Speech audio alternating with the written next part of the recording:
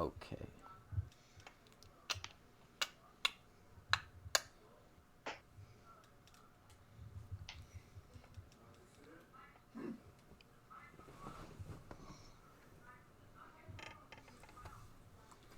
In today's episode, Kovalchuk signs with the Habs.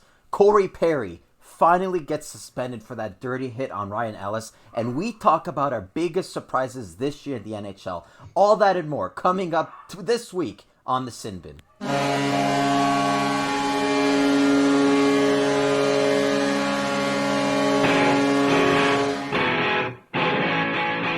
After a long week cashing, you're just in the mood for crashing.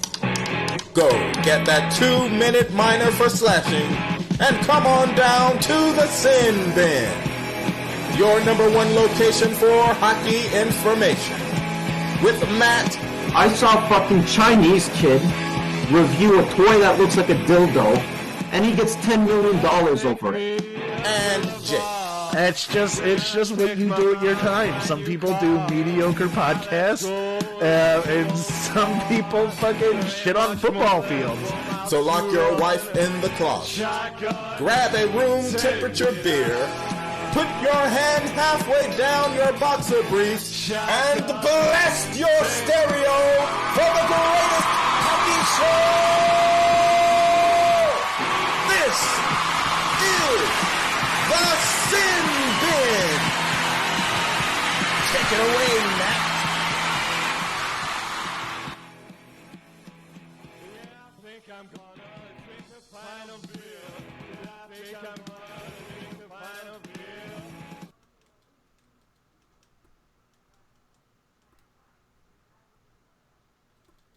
As you are aware, yesterday the sporting world lost Gary Bettman, the most significant commissioner perhaps of our lifetime. Leading the NBA for 30 years, he dies at the age of 77.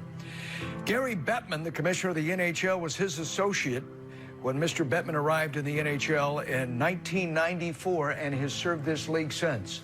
It is a personal loss for Gary, and he says, I am extremely saddened at this. David taught me how to be a commissioner and, more importantly, how to try and be a good person. David will be missed terribly, especially by his wife, Diane, his sons, Andrew and Eric, all of whom have Shelley and my deepest condolences. Gary Bettman leaves us at 77, a legendary commissioner in professional sport.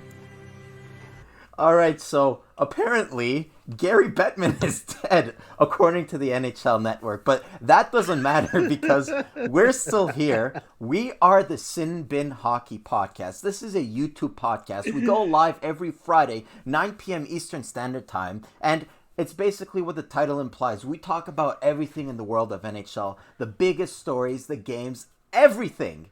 All right, so we hope that you guys can join us in the chat. You know, I do have to give a shout out to GB. We were trying to work in the calls here with Skype. It's still written call-in now. I should actually take that off because the calls aren't working. My internet sucks today. So if there's any sort of internet issue, please bear with us. This isn't perfect yet, at least. But that doesn't matter because Jake Link is here to weather the storm with me. How are you, Mr. Link?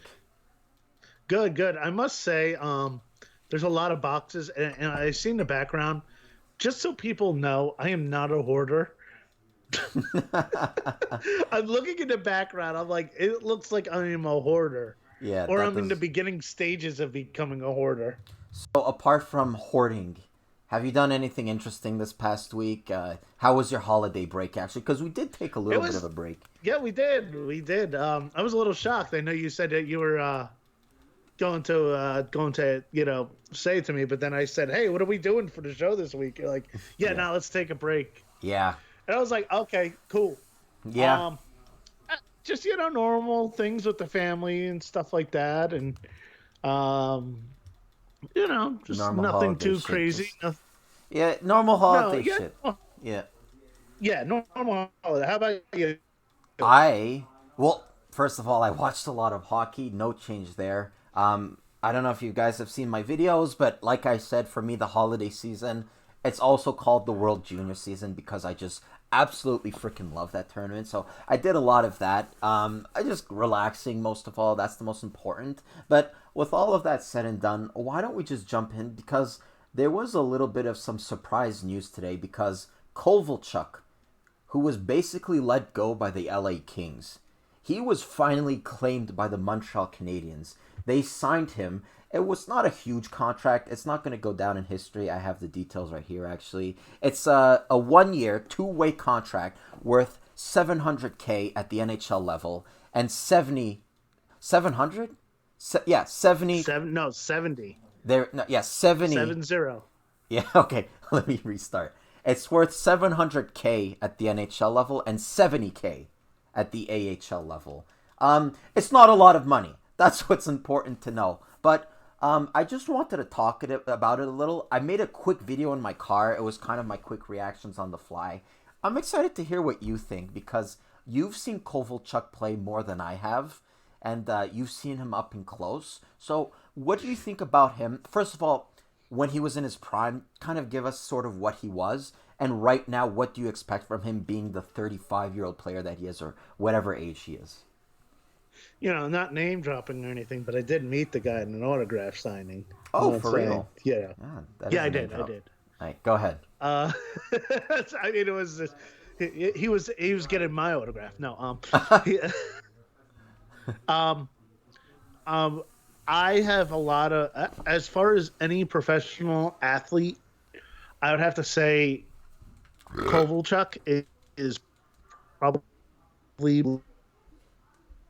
My fucking God. Fuck this internet. Gave him so. Go ahead. The Devils gave him so much. The Devils gave. All right, you're coming But out. then they structure the contract all wrong. They actually almost lost the draft pick, and then they gave him back and had him picking last in the first round. So I did my best to put my emotions of Ilya Kovalchuk off to the side. Right. And then I thought, okay, this is a very, very cheap deal for the Montreal Canadiens. Like this is a low risk, high reward. Right. If they're they're sitting pretty low in the standings right now, but if they're gonna try and make a run for a playoff, and get people interested, I think the Kovalchuk signing is good for that. Maybe he didn't mesh well in LA, as you could see. The guy only had 3 goals, and they pretty much told him, we don't want you here anymore. Yeah. And he cleared waivers, Yeah. So, I mean, I think it's a good signing. Like, I had to really take my emotions out of it, and I had to really think, like, okay, if he plays a quarter of what he could do, Right. like if he nets like at least 10, 15 goals for you guys for the rest of the year, I think you made your money. I think you've gotten your return on investment. Right. That's good points, and I apologize for those listening. There was a little bit of interruption there, but no, it's really Okay. good points. I will say though, reiterating some of my thoughts in that initial video, let me start with the positives first. I like the signing in the sense that, like everyone said, low risk because it's barely any money, and high reward. Kovalchuk is one bad team away from being a really decent player when you think about it, because he was good with the Devils. He was good in the KHL level recently, and some people might say it's just the KHL, but still, it's a hard league to play him, and he was putting up some big points. He wasn't that great with the LA Kings. Some people might blame himself, his work ethic. The way I viewed it, and I'm not particularly an Ilya Kovalchuk fan, I don't really think he got a fair try in LA, because the coach, Willie Desjardins, he would always play him on the fourth line. He would barely give him any minutes. And is it the player? Is it the coach? Whatever. That doesn't really matter. I think that the Canadiens, this move is a low risk, high reward. The problem for me? No. Low risk. Yeah, that's it. Low risk, high reward. The problem for me, though, is that for the Canadiens, the state that they are right now, they cannot win the Stanley Cup. I do not think they can win the Stanley Cup, or I don't think they can make a decent push for the Stanley Cup. Adding Scandella, adding Kovalchuk, This is what GMs do when they feel their teams, they can make the push, and they just need to add a few more pieces to kind of put them over the hump. What this does to the Canadiens, adding Scandella and Kovalchuk, it doesn't make them a contender. Hell, their chances in the playoff spot, it's not even guaranteed. All that it does, it's take away a very, very good draft position. And whereas they would have finished, who knows, 7, 6, 5, 4, 3, 2, 1, now they're going to finish 15th again or 14th. And you could still get a very good player. I do think that Cole Caulfield was good given the circumstances that we drafted him. He did drop drastically. But the player you are going to get at 15th isn't as good as the player you're going to get number 1 or number 2. That LaFerriere kid just looks excellent. So when I look at this move for the Canadiens, sure, it's a great signing. Low risk, high reward. But for me, if they're not making a push for the Stanley Cup, if their place in the playoffs aren't guaranteed, which as of right now, it looks bad for the Canadiens. I don't know if they're going to make the playoffs. So all this is doing is hurting their chance at getting a decent prospect. A lot of people don't like the term tanking. Okay, it's kind of taboo. I'll go and say it. Teams cannot win unless they tank. Unless they don't tank. All right? Or if they get good free agents, but none of the free agents will come to Montreal. So for the Montreal Canadiens, get high draft picks or not, you don't win. That's all. Why is that? Why won't free agents go to Montreal? I don't know. Like, is it because it's a French country? Like I mean, that's why Eric Lindros didn't want to go to Quebec. I mean, maybe. I don't think that's the real reason. For me, it might be a combination of 3 things. First thing, weather. Second thing, taxes, which aren't that great in Montreal. And the third thing, the pressure. Just the pressure from the overall media and, some people, say for example Phil Kessel, when he got traded to the Arizona Coyotes, he's happy because he's someone who didn't like the pressure from Toronto. He didn't like being in the spotlight. He kind of wants to slip behind Crosby and Malkin and all of those, but that doesn't matter anyway. I'm not here to talk about Kessel. So just year after year after year, the Canadiens seem to be in talk for a big free agent. Going back the years, I remember Marian Hossa. That was a big one. When he left, I think it was the Thrashers, actually. When he left the Thrashers, the Canadiens were in it right till the end. And he decided to sign with Detroit or Pittsburgh or whoever it was. Daniel Briere, French guy. All right? Back when he was good. The Canadiens were in it till the end. He rejected the Canadiens to sign with the Flyers. And yeah, he later came with the Canadiens later on in the years, but he sucked them. Free agents do not sign in Montreal. It's just one thing that's been consistent all of my years watching the Canadiens, and that's that. I think it's a combination of those 3 things I said, but the free agents will never come to Montreal. Why do you think we have like $10 million in cap space right now? It's crazy. We would have more if Carey Price wasn't overpaid. Did I just say that out loud? Yes, I did. Go ahead, Jake. Do you have anything else to say about this? No. I think it's a decent signing for you guys. Yeah.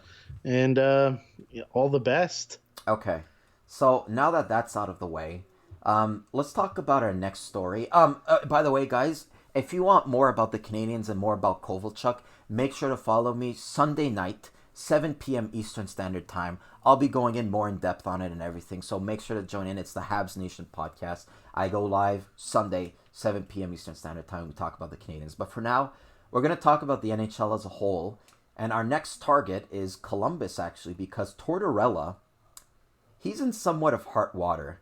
The story reads, Columbus Blue Jackets head coach John Tortorella has been fined $20,000 and has been placed on probation until December 29th, 2020. This came out a few days ago, obviously. But this was because of his comments he made about the officiating following the NHL game 604. If Tortorella violates his probation, he will be fined and an additional $25,000 will be discerned. Damn. In case you guys didn't hear his words, I don't often play clips because, the whole copyright thing, but I do think in this instances, it's worth to hear what he said. So just quickly, here are his thoughts on the officiating. Oh, let me just give a little bit of a preface here. So what happened is that the Blue Jackets, they're playing the Chicago Blackhawks, I believe it was. And there's some point in the game where there's some point in the game where the whistle is blown, the timer keeps running for 1.1 second. Now the Columbus Blue Jackets, they went on to play the game, everything's fine. They score, and they said they scored after the game was over, after the buzzer was blown.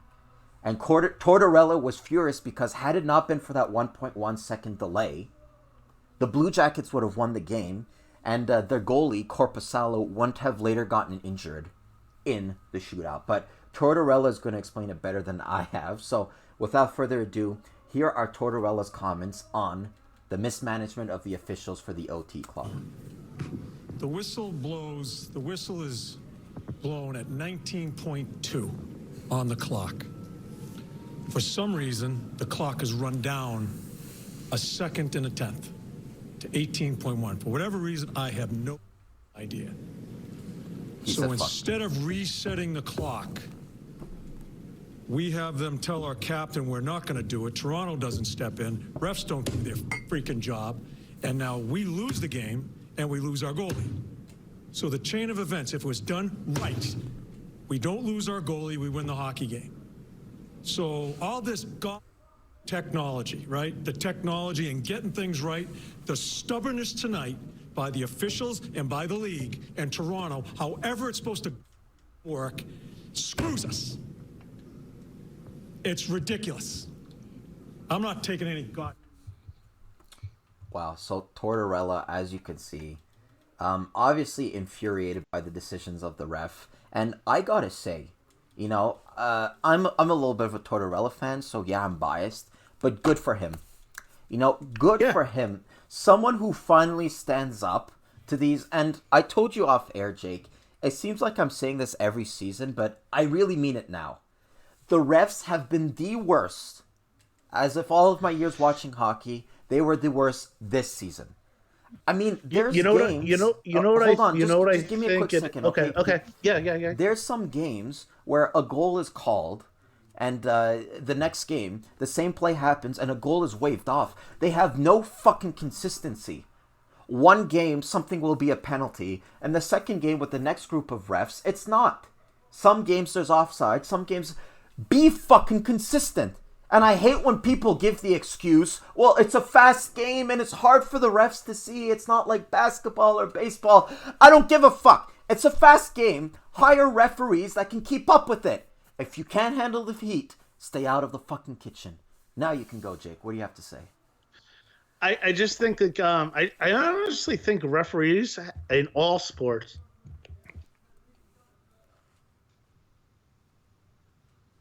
Go ahead. No, you're cutting out a little bit. Wait, Jake, you there? Jacob Link, Bueller. All right, I think we lost Jake for a moment, but he'll be coming back. Just give me a quick second. Hold on, Jake. Let me give you a quick second. Bear with me, folks. You there? Shitballs of fire. All right, we lost Jake. He'll call us back in a second, but in the meantime, I do gotta say, I love... All right, Jake, you're back. Go on. Okay. No. That's what I pretty much said, yeah, one I think Tortorella's great. I hated him when he was Rangers coach for obvious reasons, but I did like hearing his press conferences and stuff. Right. But I really think I don't know if anyone caught what I said. I think with all the technology nowadays, I think it's made a lot of referees and a lot of sports very lazy. Right. And you know what?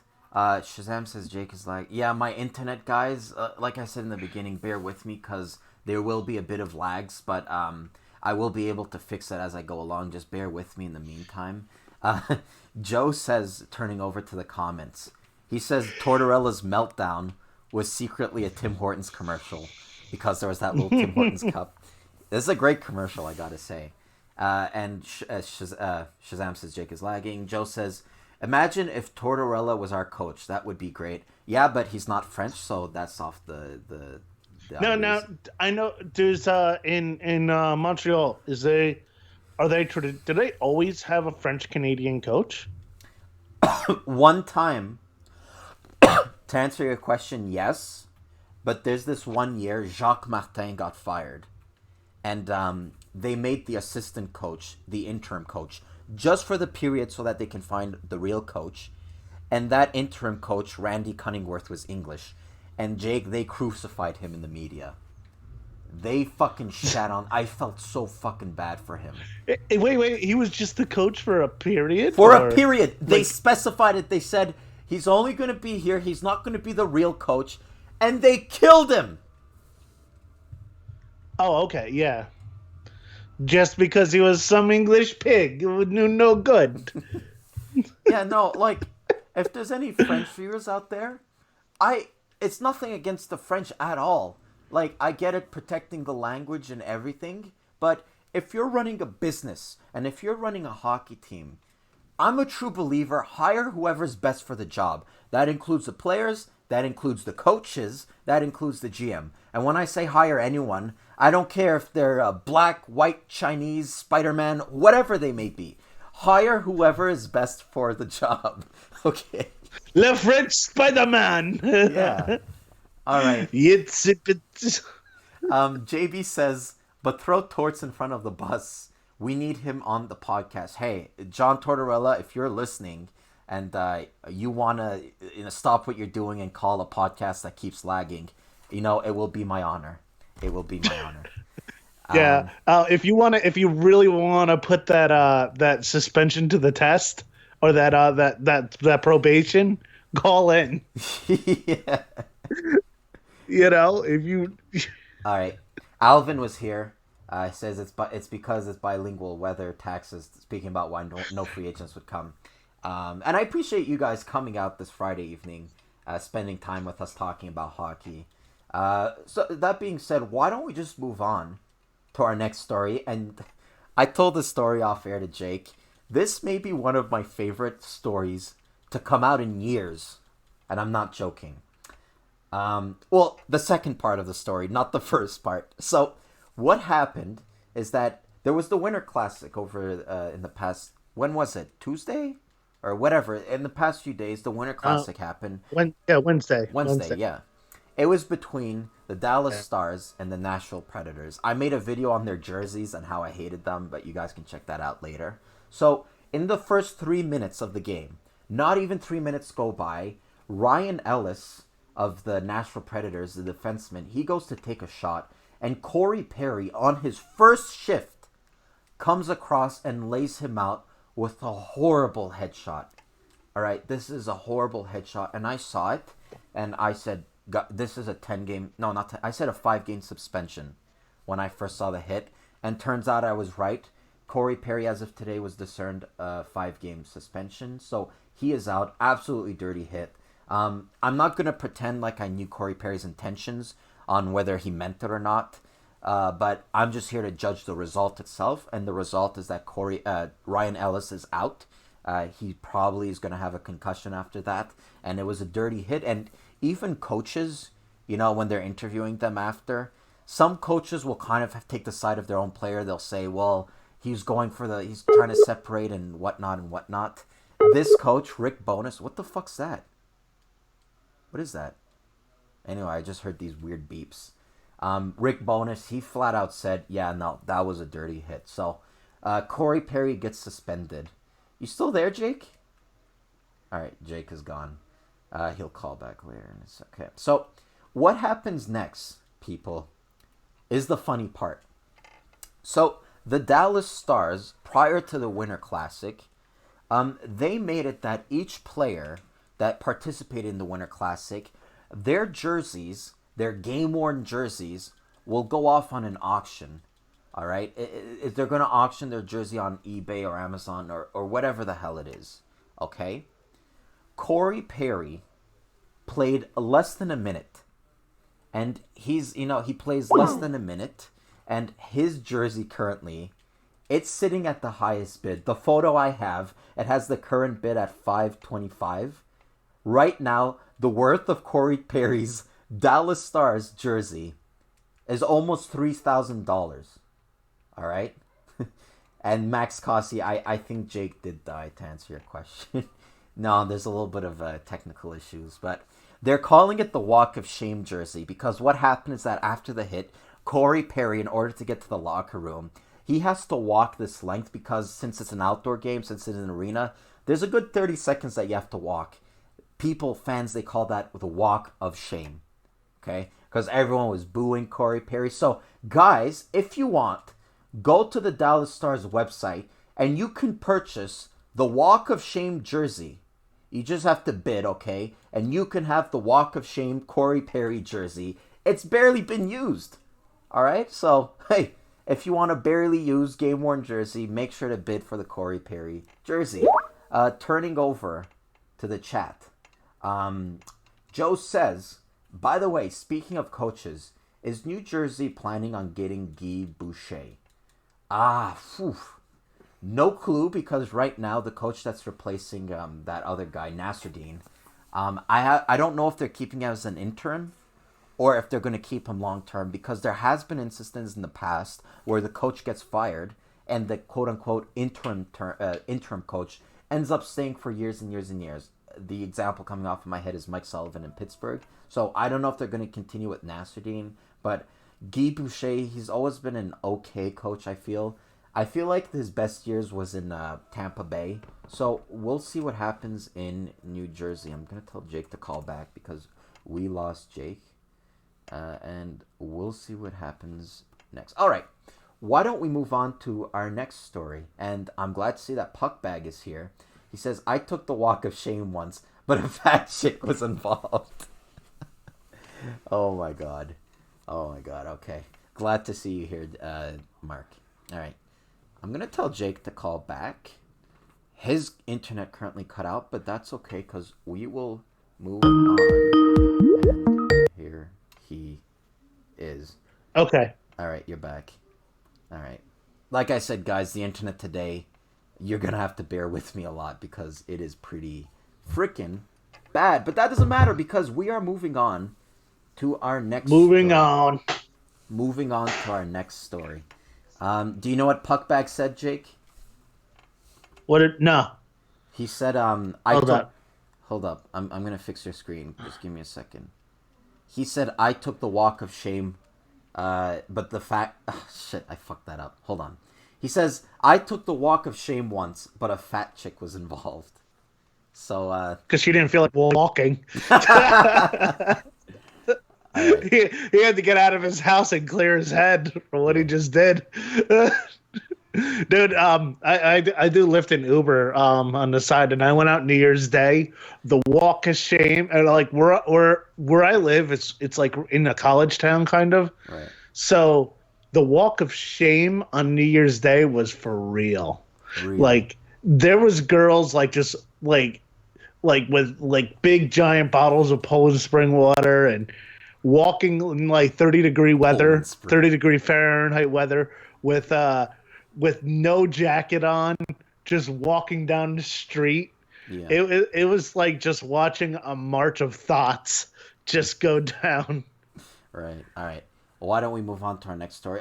Just before we... Yeah. How long have we been? Okay, almost a half hour. Just a few trades to announce here. Montreal Canadiens, obviously, as I alluded to, they acquired defenseman Marco Scandella from the Buffalo Sabres in exchange for San Jose's 4th-round pick. The Buffalo Sabres later flipped that 4th-round pick to acquire forward Michael Frolik from the Calgary Flame in exchange for the 2020 4th-round pick that they received from the Habs 10 minutes ago. So Michael Frolik goes to the Buffalo Sabres. Marco Scandella goes to the Montreal Canadiens. And that's that. Why is there no fucking Jake Link? All right. Did you put video? You can leave me down. No, yeah, I did. All right. Let me see. Here, I'll put the Skype image for you.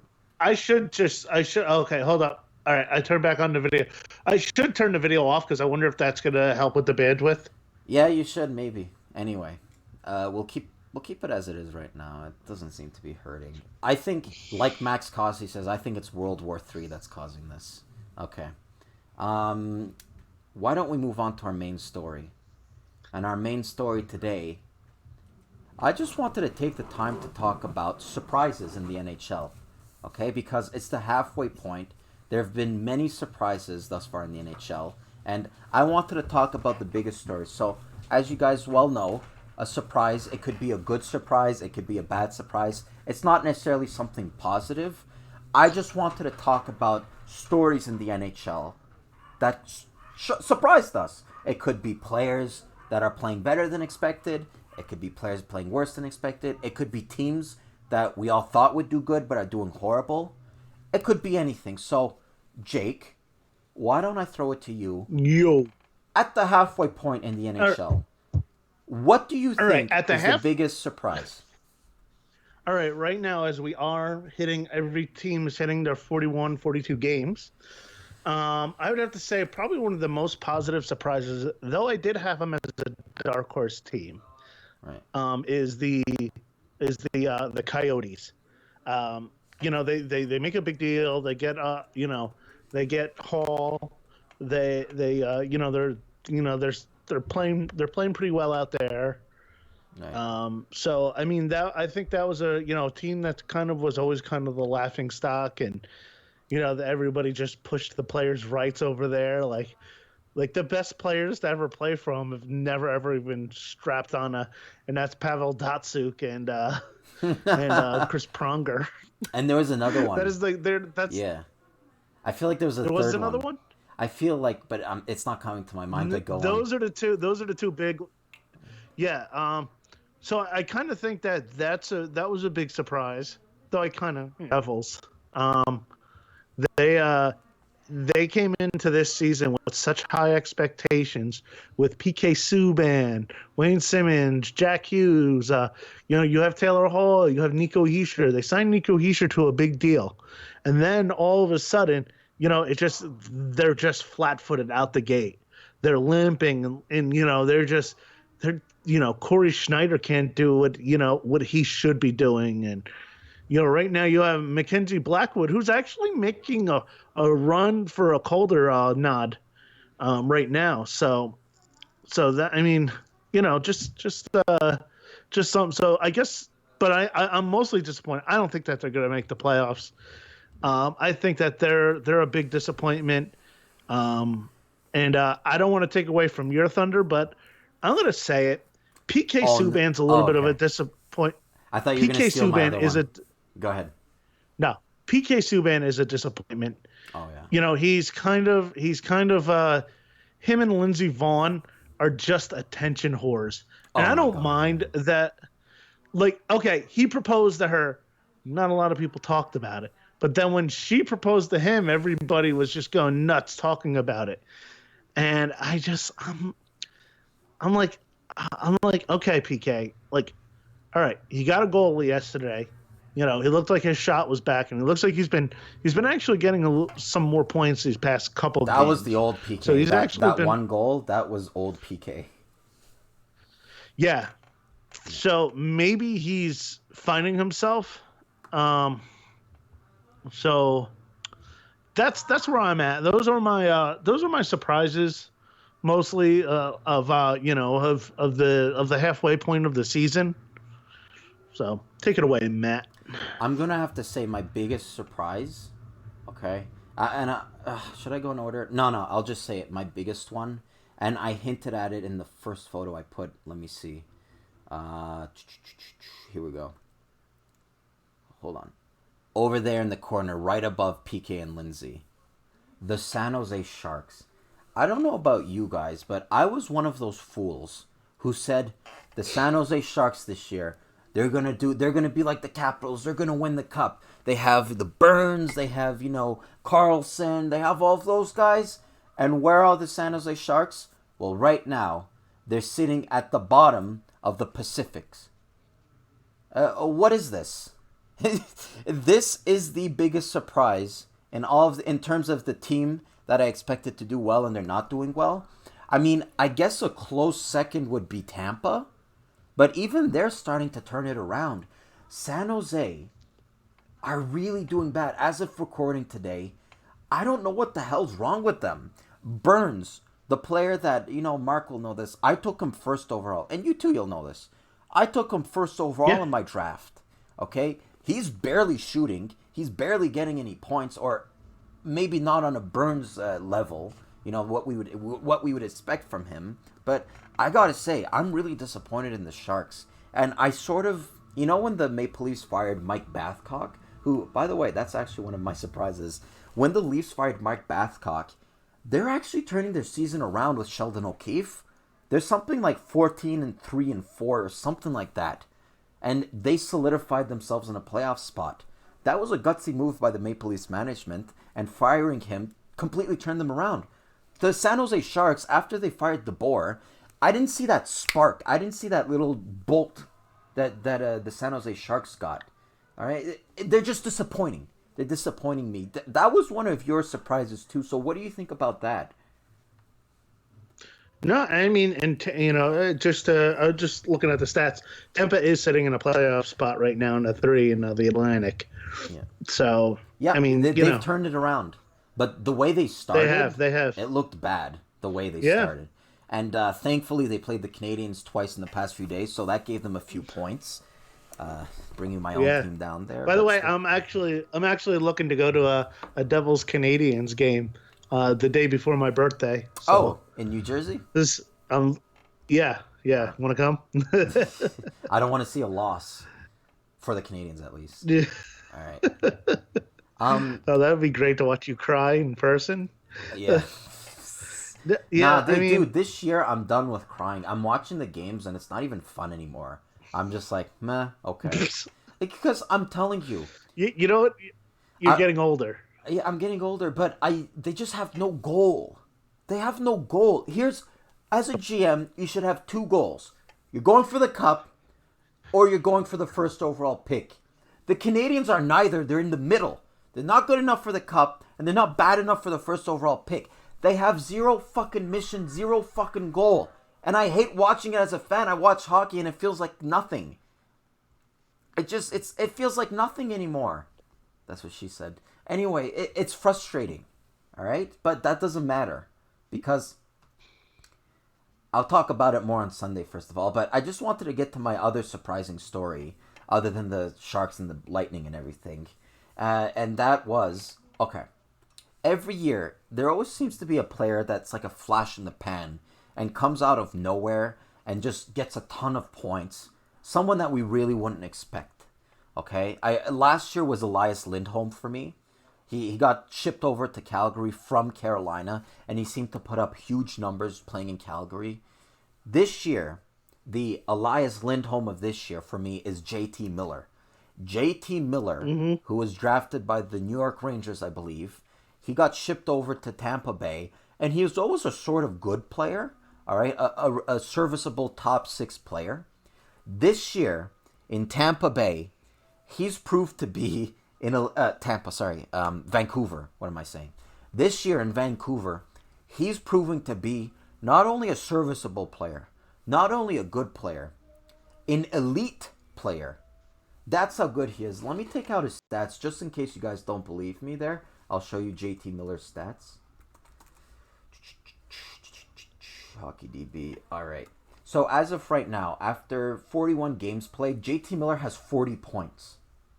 Yeah, he's almost a point per game. And this is a guy who's never crossed the 60-point mark. I think he's been a huge surprise. And if you're a Vancouver Canucks fan, I don't know if I have any Vancouver Canucks fan here in the chat or anything, but you guys should be very pleased. Before I go on, moving over to the chat, Joseph, speaking of New Jersey, I really like one of their prospects in Gignac. He's a pretty talented guy. GB says, I thought Sharks would be mediocre, but I did not expect them to be this bad. Yeah, me too. I expected them to be good, but I didn't expect them to be this bad. As you said, they're very bad. And, oh, God, how did I forget this? I don't know if you guys knew this, but currently, Ottawa owns San Jose's pick. Their first round pick belongs to Ottawa. I think it was in the Erik Karlsson deal. If Erik Karlsson signed with them, they get their first, something like that. Anyway, Ottawa has the San Jose Sharks first round pick, in addition to their own first round pick. So we are looking, it's going to be a first for me in all of my years watching hockey. We are looking at the possibility that the team in this case the Ottawa Senators, picks both first and second overall, depending on how the whole lottery goes on. But that's holy shit. Holy shit, that is going to be something. Can you imagine it? Can you imagine if they found a way to lose that and like still pick like 5 and 6? Right. You know what? And the reason why they gave away their first round pick is because they weren't expecting to be this bad. They were expecting to have a serious maybe run. it's an off year. Yeah. They have a lot of talent, they have a lot of talent still, and sometimes teams have off years. Right. Yeah, Joe also says, by the way, I saw rumors of New Jersey shopping Vatanen. If you ask me, I think they should keep him and try to acquire Zach Bogosian from Buffalo. Well, I heard that they were pursuing him. That they're pursuing him from Buffalo pretty aggressively. So, and he's one of those players. Add him to the list. One of the players who wants out of Buffalo. It's not just that they're shopping Bogosian. He requested. He says, "I want out of here. The weather sucks. The team sucks." I feel like I'm describing Montreal, but he wants out. He wants out, and the Devils would be a decent landing spot. Yeah, I wouldn't mind. Like if I was a player, it would be great to go play in the Floridas and all that, or New York or something like that. But Buffalo, they have a loyal fan base, and Buffalo is is a small city, but they're kind of like a big city in a kind of way. Yeah. I also like Montreal. If I was a player and I had to, I know the taxes are high and all that, but put that aside, it's just kind of it's Montreal. It's look at the history. Trust me, if I were a hockey player, that would be my first destination. But unfortunately, I'm not a hockey player. And who's the big free agents but this year? Would it be your first? Would it be your first destination as a just because you're saying that as a fan, or would it be your first destination because of the weather and the history? Just more so the history, and just playing for that storied franchise. And well, let's face it, I'm biased because I live here too. I'm from this area. Yeah, of course. So all of that combined. I mean, if I was from Jersey, I wouldn't be saying I want to play for the New Jersey Devils. Yeah. New Jersey's a laughing stock. Yeah. But speaking of New Jersey though, you did mention him as one of your surprises, and I just wanted to speak about him a little bit because I know he had a disappointing year in Nashville 2 years ago. I know it was a little bit lackluster.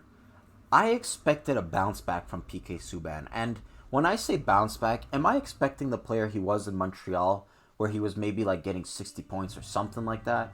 No, I knew he wouldn't be that type of player anymore, but I was expecting better than what we got currently. Because what we got, Jesus Christ, they're listening to the Beatles up there? Do you hear that? What we got... Yeah, I thought that was me. Nah, it's me. What we got currently in New Jersey, it's not bad, all right? It's below bad. It's bottom of the barrel horse shit. That's right, PK. You are playing like horse shit. And sure, you're turning it around now. It took 41 games. That's unacceptable. But what annoys me the most, and what really, so to speak, grinds my gears, is that you're playing like this, okay? You're earning $9 million. You're playing like a pile of shit. How the fuck can you go on YouTube and, do Q&As and do all the media stuff that you do? I would be embarrassed. I really would. There's no problem in a player doing that so long as he has the hockey to back it up. And right now, he doesn't have the hockey. So for me, the way I look at it, he's not focusing on the right things. It's frustrating. You know what, though? And I must say, Matt was the hugest PK supporter. Yeah. So, I have two of his jerseys. Matt loved PK Subban, so the fact that he's saying this definitely has something behind it that, And I'm like I'm saying, when he first came here and he did the whole entire, he was wearing a robe and the spectacular. I'm like, okay, I thought that was fine. Right. because I thought maybe they'll have a good season, but now it's just kind of like it got old fast. Like I'm the type of guy. I'm like, you could do whatever you want as long as you're winning. As Same. long as you're winning. Yeah. Winning is the best excuse to get away with anything. Like right now, if the Devils were sitting in a playoff spot and PK was getting engaged to Lindsey Vonn every other week, I just think that I just think that it would be kind of PK being PK, but now it's like PK. All right, we get it. Okay, you like attention, Oh my God. it's just He's kind an of just attention whore if yeah. I've ever seen one.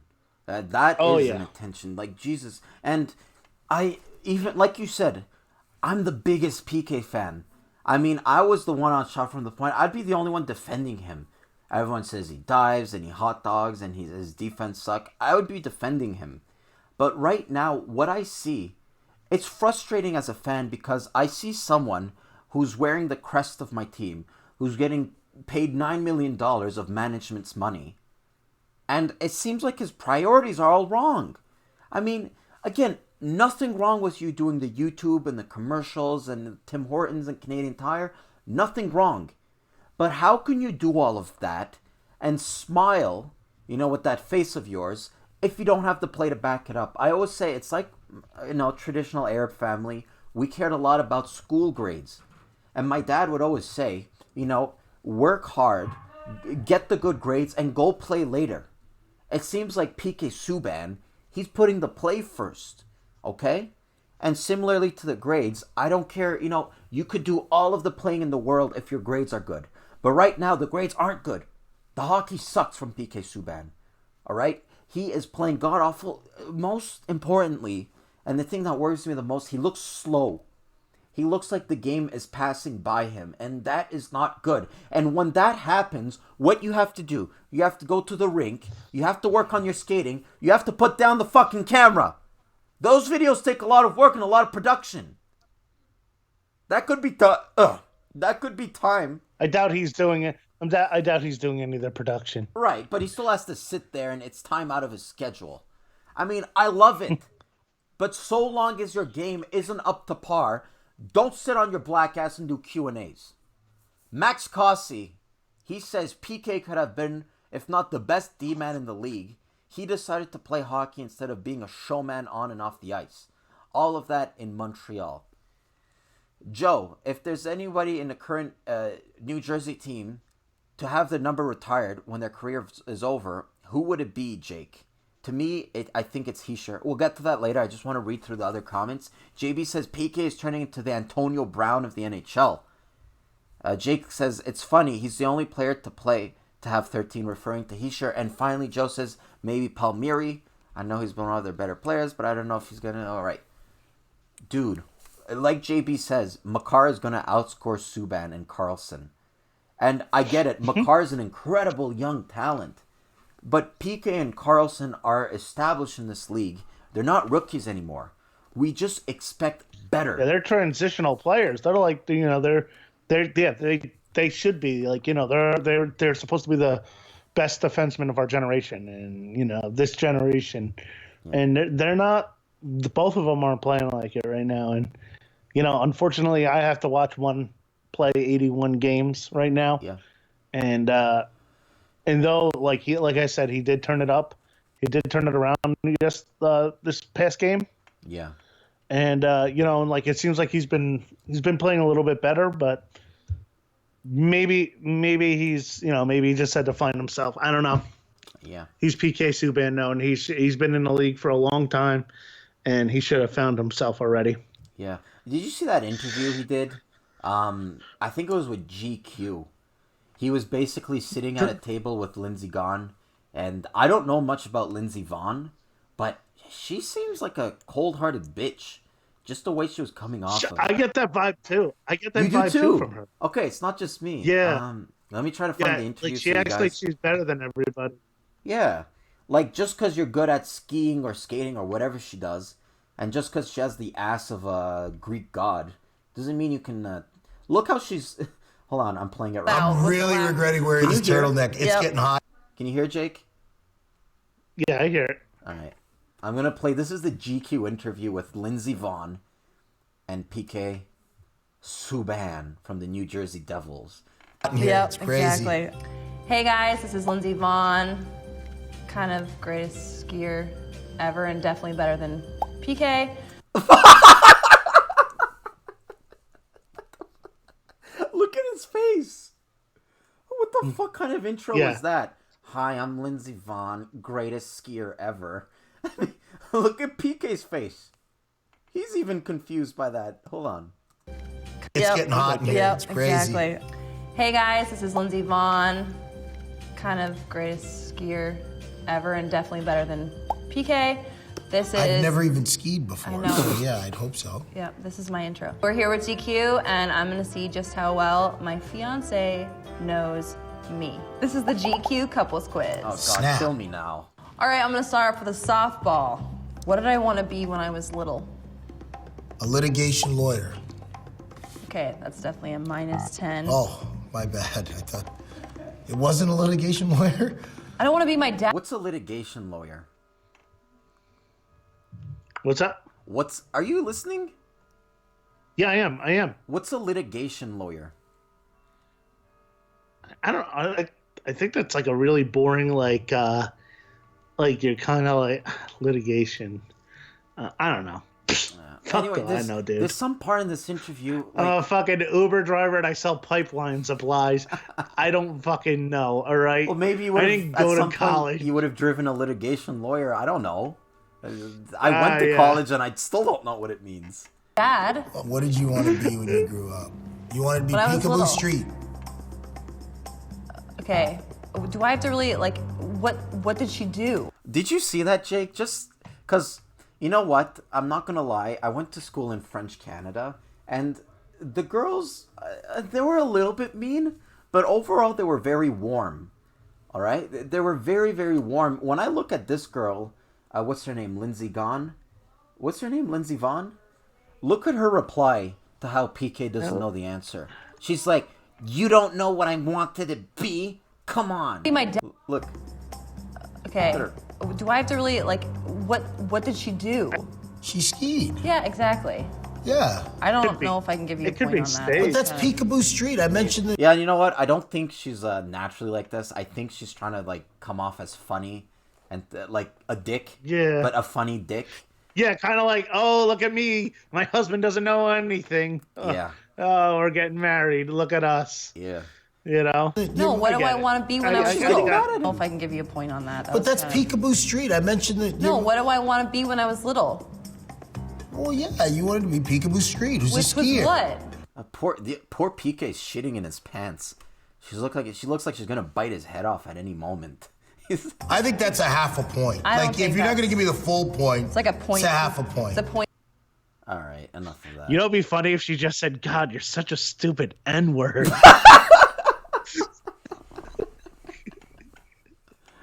Oh my god. Oh, shit. Yeah, and it just like took like a whole like racial term, and then he just like it was completely off script. Oh yeah. You know what? I will. Oh God, like You know, I think Max Costi said she's 100% a tranny. I would absolutely destroy that. Would you, Jake? even if she was a tranny, yes.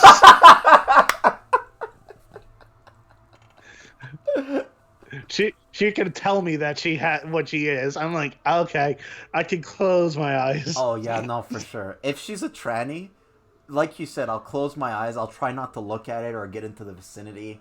Maybe focus on the butthole a little bit more. I don't care. She is a gorgeous woman, and I'm not gonna say it, but yeah, she's a gorgeous woman. Okay, anything else to say about Lindsey Vonn before I say something that'll get me in trouble? I just feel like I'm not dark enough for her taste. How can I say it?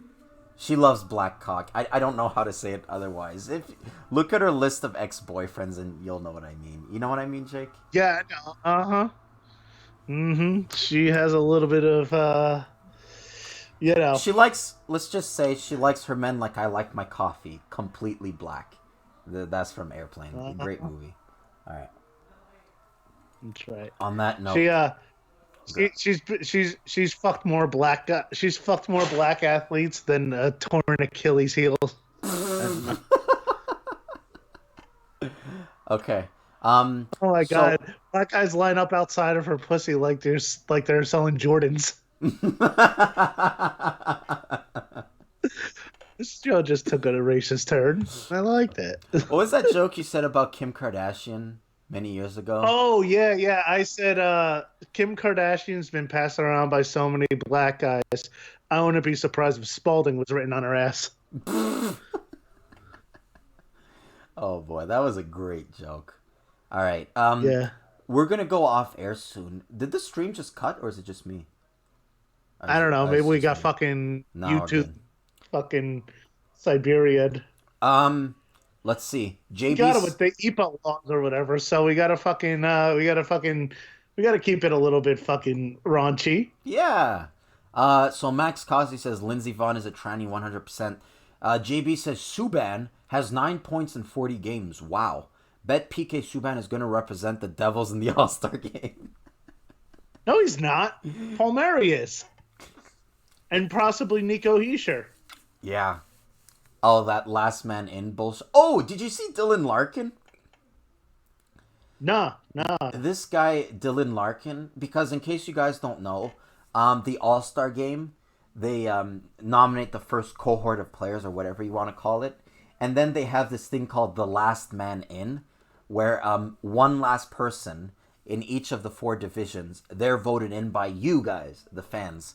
And Dylan Larkin, he's like made it public on social media and whatnot. He says, guys, do not vote me in. I do not want to go. Like, he's made it public, do not vote for me. And speaking of... You know, what? It's probably working. It's probably working if he's getting votes because I remember Yager didn't want to go when he was with Florida. Yeah. And then he said it. By the way, just play. This is the Laszlo Holmes, which was a character on SNL that Chance the Rapper did. This was his. He was a black. He was filling in and doing. This is his interview with PK Subban. I just posted. All right, hold on. So if you want to check that out, it's pretty funny. All right, I'll check it out later because it's slowing down the stream. But for the chat, guys, Joe says you see Lindsey Vonn's hand movement when she tells him to shut up. Jeez, she looks like she does that often. Sometimes I feel like dude. You know what? I swear to God, I've noticed the same thing. The way that she got pissed off at him because he didn't know what she wanted to be later on in life, or some dumb fact like that only a white American girl would get mad at. I was scared for him. It looks like she was going to kill him. Did you see that? She's like, you don't know what I want to be? I've told you already. Like, who the fuck would know that information? I could have, like, a wife for 30 years, and I won't know what her favorite meal is, or when's her birthday, or some dumb shit. Listen, just to show you how good of a husband I am, I actually know what my wife wanted to be when she was growing up. What is it?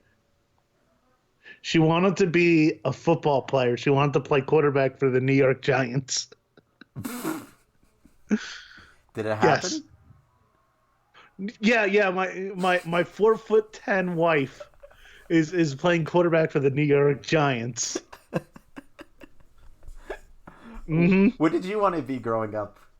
This is gonna be good. I wanted to actually.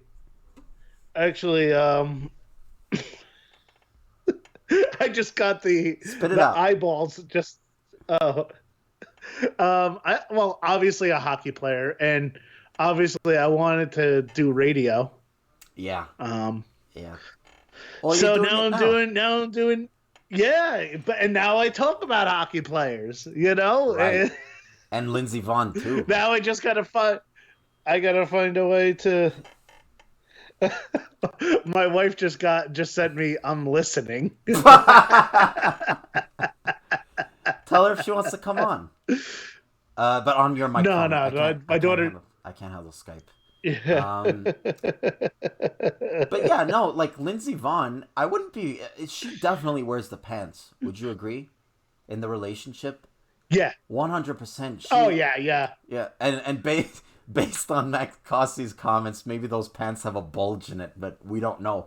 I would definitely say she wears the pants in that relationship. The way like she looks at him, that death stare, that bitch face when he doesn't, and it goes out throughout the videos and even the comments. Hold on, they were all talking about it. They were basically all saying, "Man, she." This comment has 417 likes. They say she has this natural evil look. It's obvious who wears the G-string. She does look like she would be like a supervillain.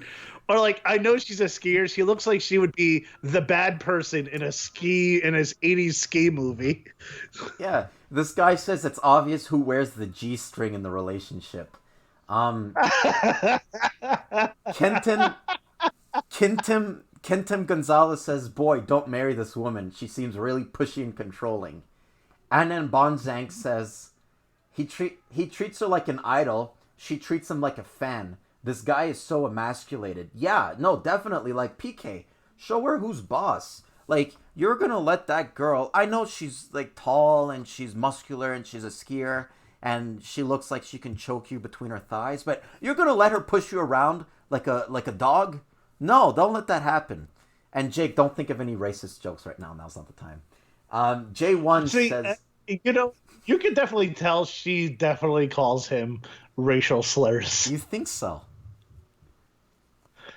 I'm almost positive that's probably how. Like, I have no I am not trying to say. I don't know if Lindsey Vaughn is racist. I don't know if she has ever said any racial slurs, but I'm almost positive that she's definitely said a couple in a fight. Yeah. Nah, for sure. Yeah. Oh man, I wouldn't be surprised. What if like this is her in front of the cameras? What if when they go back home, she becomes like full out plantation slave owner mode, and she just treats him like full shit? Oh, race. Like race play? Yeah. Yeah, race. No, that's a thing. That's a. What is that, like role playing where she's like the plantation owner and he's her slave or whatever it is? And yes, you think so? Okay, so there you go. It is a thing. It is a thing. Why would I lie to you? Yeah. What type of porn do you watch? I don't watch it. I just know of it. Yeah, right. That's what they all say. Last chance. I was only watching it, so I knew not to watch it. Right. Oh, by the way, they revealed in the interview. They revealed how they like first met and whatever. Do you know how they first met?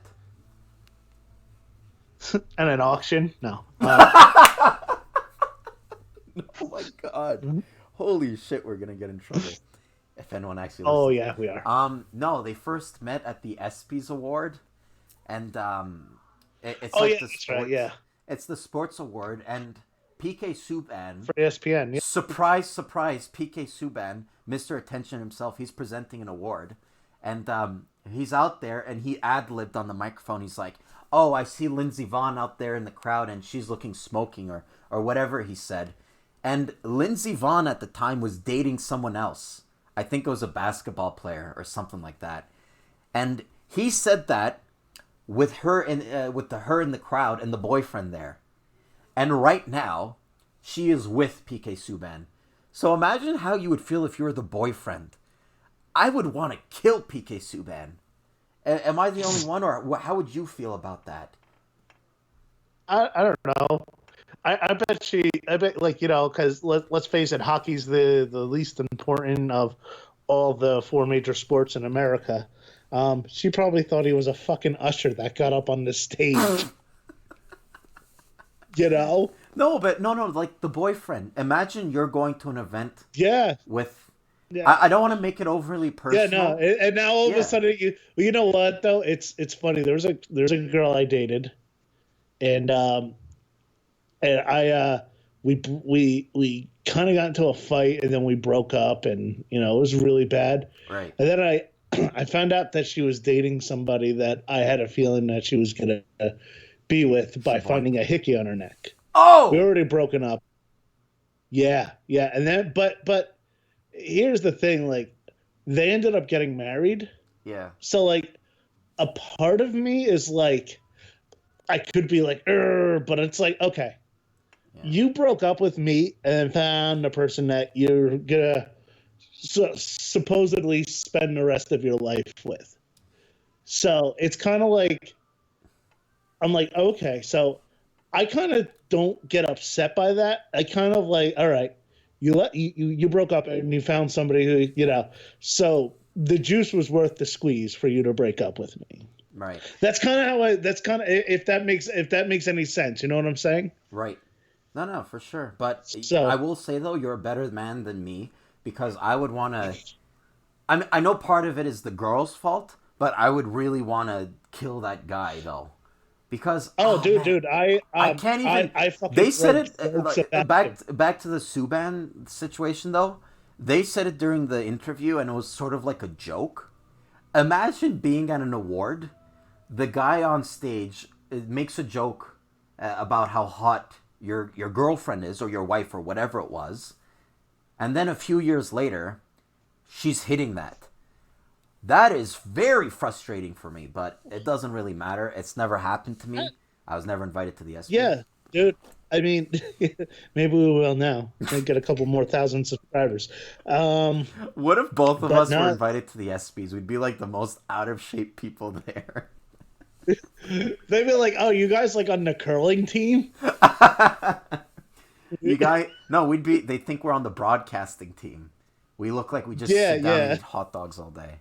Anyway, speaking of eating hot dogs, I don't even know how I was going to segue that, but I appreciate everyone who came out in the chat today. We did good, a nice little crowd. There was Max Cossey. There was Stu Johnson who just came out. How are you, buddy? There's JB. Sorry again, I couldn't take any calls. As you guys could tell, there was a lot of technical issues, so internet's pretty bad. Joe, who's there as usual. Eddie Van Haskell. All of you guys who made it out today in the chat and who talked hockey with us and talked Lindsey Vaughn with us. I'm glad that you guys made it out. Make sure to stay tuned. Every Friday, 9 p.m. Eastern Standard Time, because we're going to be talking about hockey. We're going to be talking about hockey and everything going on in the news. Blah! God damn, I can't fucking speak. I got mush mouth. Fucking Lindsey Vaughn. We are going to be talking about everything going on in the world of hockey. This is why I can't make it into radio, guys. Can you say it? Because I can't say it, Jake. What? We're going to be talking about everything going on in the world of hockey. Thank you. In all the world of hockey, from the NHL to the AHL to the WHL to the QCMHL to a backyard hockey game going on in fucking Saskatchewan. Well, maybe we're not gonna try and bring that to you every week. Yeah. Huh? I said maybe not the WHL, but still. So make sure to stay tuned every Friday, 9 p.m. Eastern Standard Times. Canadiens fans, if you just cannot get enough of me, which I don't blame you, first of all, make sure Sunday, 7 p.m. Eastern Standard Time, head out to this channel. I'll be doing the Habs Nation podcast. We're going to be talking about Canadiens.